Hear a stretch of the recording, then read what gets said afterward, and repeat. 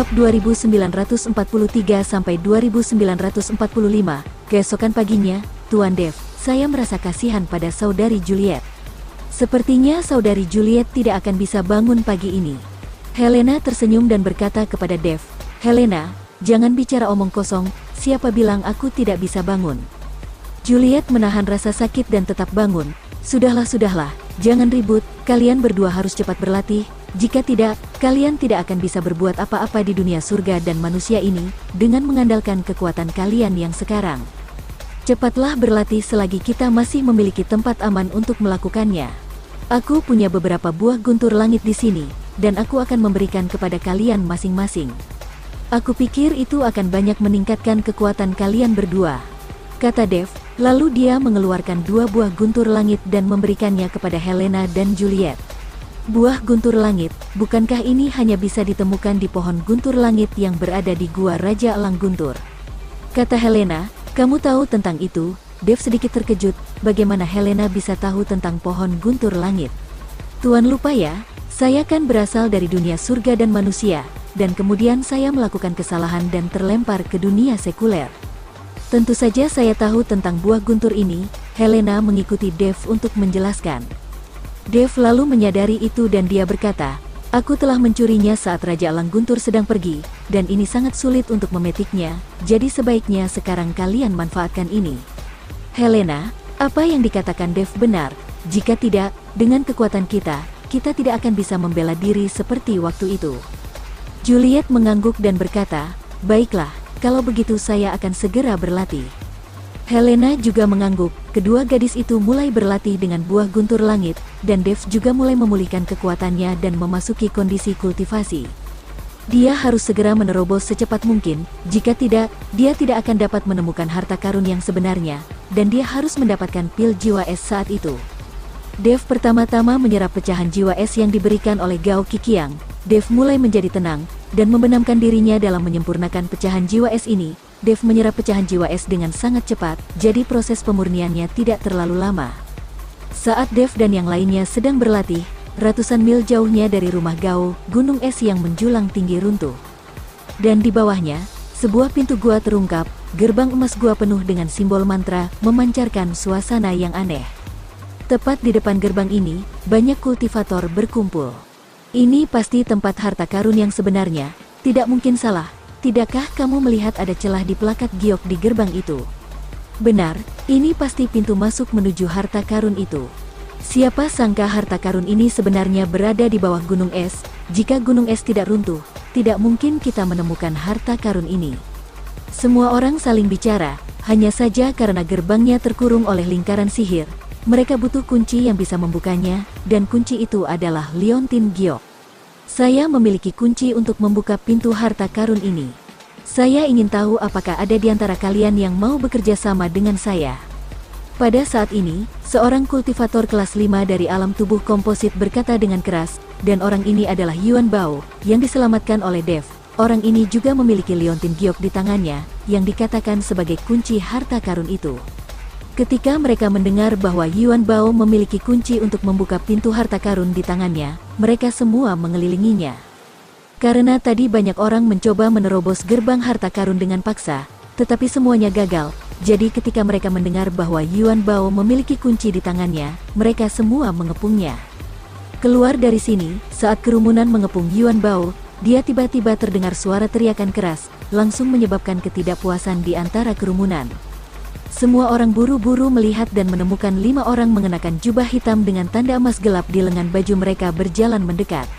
Melihat kelima orang ini, para kultivator yang awalnya tidak puas semuanya berpencar ke sekitarnya dalam sekejap. Jelas, mereka semua mengenal 5 orang ini dan takut pada 5 orang ini. Di antara 5 orang tersebut, pemimpinnya adalah seorang manusia parubaya dan berkata, kami adalah 5 elemen penyegel iblis, dan saya adalah Jinsa. Sekarang serahkan kunci harta karun itu kepada saya. Yuan Bao menatap pria parubaya itu, pria di depannya dengan ekspresi sedikit takut di wajahnya. Dia menjadi sangat gugup, wajahnya juga sangat jelek dan keringat dingin mengalir di dahinya dalam sekejap. Dia tidak berharap akan bertemu orang-orang dari aliansi penyegel iblis di ujung utara ini. Aliansi ini adalah sebuah organisasi, dan anggota organisasi tersebar di seluruh dunia surga dan manusia. Jubah hitam dan tanda emas gelap mereka adalah ciri khas mereka. Aliansi ini didirikan oleh sekelompok orang yang membunuh iblis di mana-mana, dan jumlah anggota dalam organisasi ini terus bertambah. Dengan semakin kuatnya aliansi penyegel iblis, banyak para kultivator yang menghindari anggota aliansi penyegel iblis saat mereka melihatnya. Orang-orang ini juga kadang-kadang menganggap kultivator manusia sebagai kultivator iblis dan bisa membunuhnya jika mereka tidak sependapat. Yuan Bao juga sangat takut dengan anggota aliansi ini, tapi dia masih sedikit tidak mau menyerahkan kunci harta karun yang akhirnya dia dapatkan dengan susah payah. Melihat keraguan-raguan Yuan Bao, Jinsa sedikit mengernyit dan berkata, "Apa kamu tidak mau menyerahkannya? Aku bisa merebutnya darimu." Tepat ketika Yuan Bao tidak punya pilihan selain menyerahkan kunci harta karun itu, sebuah suara dingin datang lagi. Orang-orang aliansi penyegel iblis benar-benar tidak tahu malu. Di siang bolong, berani melakukan perampokan, seorang pemuda berjalan perlahan, mengikuti di belakang beberapa orang tua. Pemuda ini adalah Gao Qisheng, putra kedua dari keluarga Gao. Gao Qiqiang mengirimnya bersama Gao Qiji untuk memeriksa pergerakan para kultivator iblis dan menemukan lokasi harta karun itu. Melihat Gao Qisheng, Jinsa sedikit mengernyit dan berkata, "Siapa kamu? Beraninya kamu mengatakan itu kepada aliansi penyegel iblis kita? Apakah kamu bosan hidup? Coba saja lakukan." Gao Qisheng mendengus dingin, dia memandang Yuan Bao dan berkata, "Saudaraku, saya Gao Qisheng, putra kedua dari keluarga Gao. Saya tidak menginginkan kunci Anda, saya hanya berharap Anda bisa bekerja sama dengan keluarga Gao saya. Bagaimana kalau kita menjelajahi harta karun ini bersama? Kamu mestinya tahu bahwa keluarga Gao kami adalah yang paling kuat di ujung utara ini, dan pilihan kamu yang bijaksana adalah bekerja sama dengan kami."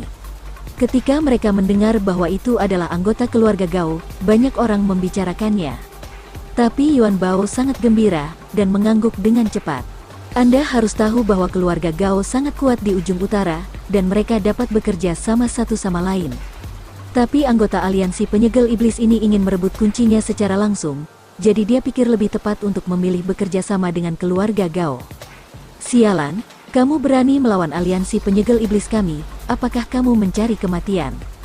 Aku tidak peduli dengan keluarga Gaomu, jika kamu meninggalkan ujung utara ini, keluarga Gao kamu hanyalah kentut," kata Jinsa dengan marah. "Kamu berani memaki keluarga Gao kami, kamu sendiri juga mencari kematian." Gao Qisheng masih muda dan energi, bagaimana dia bisa membiarkan orang lain memaki keluarga Gao begitu saja, jadi dia langsung menyerangnya. Jinsa mendengus dingin, lalu diikuti dengan pukulan. Boom, kekuatan Gao Qisheng masih belum cukup. Di bawah pukulan ini, tubuhnya mundur lagi dan lagi, sampai dia ditopang oleh orang tua yang dia bawa, jadi dia tidak jatuh ke tanah. Dengan kemampuan kecil seperti ini, kamu berani sok di depanku. Segera pergi dari sini, atau jangan salahkan aku karena tidak sopan. Jinsa mengancam Gao Qisheng, penatua kedua, serang mereka. Karena kita masih berada di wilayah ujung utara, kita masih bisa memanggil bantuan. Pernahkah kamu mendengar bahwa naga yang kuat tidak dapat mengalahkan ular lokal? Gao Qisheng melambaikan tangannya dan bertanya kepada penatua kedua yang berada di belakangnya.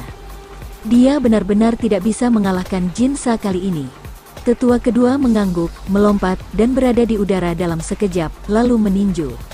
Pukulan ini membawa udara dingin yang tak ada habisnya, langsung membekukan udara di sekitarnya, berubah menjadi kepingan salju yang berjatuhan.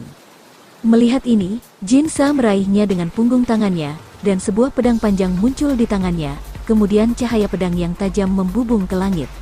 Cahaya pedang menembus kepingan salju, dan langsung mengalahkan udara dingin itu. Pedang emas penyegel iblis benar-benar sesuai dengan reputasinya.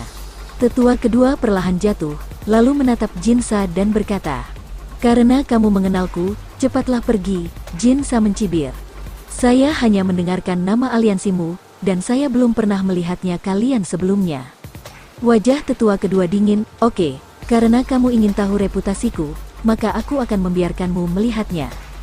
Setelah Jinsa selesai berbicara, dia melambaikan pedang panjang di tangannya, dan sekuntum bunga pedang muncul. Segera setelah itu, kehampaan di sekitarnya bergetar. Pedang panjang itu mengeluarkan gelombang sederhana, tetapi dalam kehampaan gelombang, ribuan bilah pedang muncul seketika. Kemudian bilah-bilah ini meraung, seperti kuda liar yang berlari kencang dengan gila-gilaan menuju tetua kedua. Jika hanya mengandalkan kemampuan kecilmu ini, itu sama saja dengan menghina nama jurus pedangnya sendiri. Tetua kedua mendengus dingin, dan udara dingin putih tiba-tiba muncul di sekujur tubuhnya, membentuk penghalang pelindung. Pada saat yang sama, pukulan lain dilemparkan, dan kehampaan meledak dalam sekejap. Di bawah pukulan yang mengerikan ini, ribuan bilah pedang berubah menjadi kehampaan. Melihat ini, penatua kedua mengangkat mulutnya dengan bangga. Tetapi ketika sudut mulut tetua kedua terangkat sedikit, dia merasakan hawa dingin di sekelilingnya seolah ditusuk oleh sesuatu, dan penghalang pelindung menghilang dengan kecepatan yang terlihat dengan mata telanjang. Apakah kamu benar-benar berpikir bahwa reputasiku diperoleh dengan sia-sia? Jinsa tampak menghina, dan wajah puas diri tetua kedua langsung diselimuti awan. Ilmu pedang Jinsa ini benar-benar aneh. Tetua kedua bahkan tidak menyadari ketika bilahnya baru saja mendekatinya, dan penghalang pelindung tubuhnya juga telah hancur. Keterampilan pedangmu memang sangat bagus, tapi bukan berarti aku takut padamu.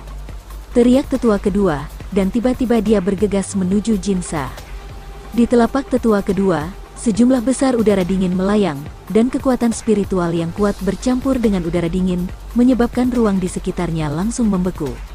Melihat ini, orang-orang di sekitar lari satu demi satu, mereka takut akan membeku menjadi patung es sebentar lagi. Udara kental mulai membentuk dinding es di udara, dan dinding es ini dengan cepat mengelilingi Jinsa. Melihat ini, Jinsa menjentikkan pedang panjang di tangannya, dan gelombang panas melambai di udara. Saya tidak berniat bertarung dengan keluarga Gao Anda, jadi saya juga berharap Anda menghentikan pertarungan ini. Jika kita berdua terluka, maka harta itu akan menjadi milik orang lain. Jinsa berkata dengan keras. Jinsa takut akan ada konflik dengan keluarga Gao, dan pada akhirnya kedua belah pihak akan menderita. Saat Keong dan Kerang saling bertarung, nelayan akan diuntungkan. Ini adalah ujung utara, dan ini adalah wilayah keluarga Gao, dan kamu ingin kami menghentikan pertempurannya? Jangan bercanda. Penatua kedua tidak berhenti sama sekali, dia meninju ke arah Jinsa. Udara dingin membuat banyak hal membeku seketika. Kalian jangan hanya melihat saja, bantu aku menghadapinya. Sebenarnya Jinsa tidak ingin mengikuti penatua kedua untuk terus bertarung seperti ini. Karena pada akhirnya, kedua belah pihak akan terluka, dan itu tidak ada gunanya. Lagi pula mereka datang ke ujung utara bukan untuk menghancurkan keluarga Gao, tapi untuk menemukan harta karun. Ketika kayu, air, api, dan bumi mendengar teriakan Jinsa, mereka segera bergerak, yang langsung membuat tetua kedua berada dalam posisi yang tidak menguntungkan. Melihat ini, Gao Qisheng memerintahkan seluruh keluarga Gao yang dia bawa untuk membantu penatua kedua. Selain kedua kelompok ini, semuanya lari menjauh, karena takut itu akan mempengaruhi diri mereka. Untuk sesaat, pemandangan menjadi kacau, dan berbagai kekuatan bertabrakan. Namun, orang-orang yang dibawa oleh Gao Qisheng, selain tetua kedua, yang lain bukan tandingan dari 5 elemen aliansi penyegel iblis. Setelah beberapa menit pertempuran, keluarga Gao jelas mulai dirugikan. Hanya penatua kedua yang masih bertahan. Jika mereka semua jatuh, mungkin aliansi penyegel iblis benar-benar akan membunuh mereka. Kamu tunggu, di ujung utara. Aku tidak akan pernah diintimidasi. Gao Qisheng berpikir bahwa kekuatannya sendiri tidak cukup baik, dan dia tidak bisa mengalahkan aliansi penyegel iblis sama sekali. Gao Qisheng melarikan diri karena malu bersama orang-orangnya. Cuy, jangan lari jika kamu memiliki kemampuan. Jinsa meludah keras, lalu memandang orang-orang di sekitarnya dan berkata, siapa lagi yang tidak patuh? Semua orang menundukkan kepala. Beraninya mereka membantah Jinsa.